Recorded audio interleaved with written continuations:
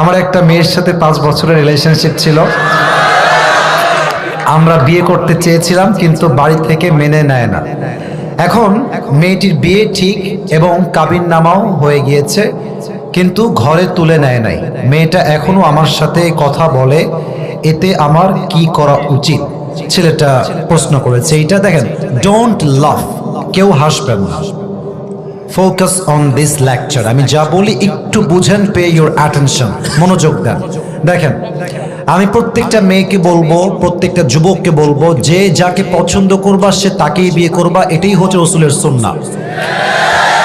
দেখো, একটা মেয়ে যদি অন্য কোনো ছেলেকে পছন্দ করে, বাবা মা যদি সেই মেয়েকে আর এক ছেলের সঙ্গে জোর করে বিয়ে দেয়, তবে মেয়েটা কখনো সংসার জীবনে সুখী হতে পারে না, তার মনটা ওখানেই থেকে যায় আজীবনের জন্য। তবে একটা কথা, আমি আজকালকার হাজার হাজার যুবক তার পছন্দের মেয়েকে